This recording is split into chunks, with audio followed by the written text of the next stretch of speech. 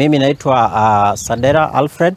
Mimi ndio mwenyekiti wa Kenya Union of Clinical Officers tawi la Kajiado. Na sababu yetu kuja hapa leo ni kwa sababu ya mambo na changamoto ambazo zinakumba wafanyikazi wa kitengo ama department ya health. Kama siku 10 zilizopita tumepeana strike notice ya kueleza kwamba kuna mambo ambazo zisipozingatiwa ifikapo wiki ijayo sisi hatutaweza kuwa kazini kwa sababu ya zile changamoto.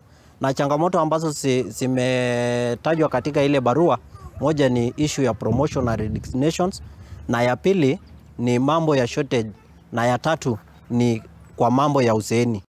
Kuna deductions ambazo zinafanyika katika department ya payroll kama wafanyikazi na hayafiki kwenye inafaa kufika. Naitwa Harriet Maorwe na mimi ndio treasurer wa union ya Kajiado County. Nafikanga kati pia punda anachoka.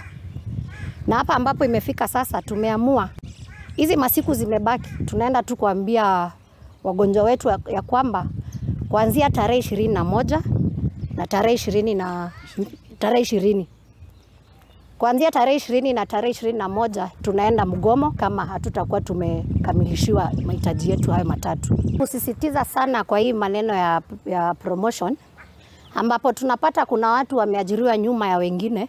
Unapata hao wamerukishwa job group 2 ama 3 juu.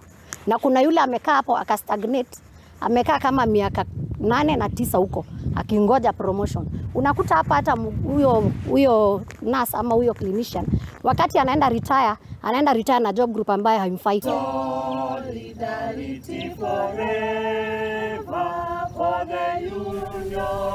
Haya, rutu thina mbere ni ati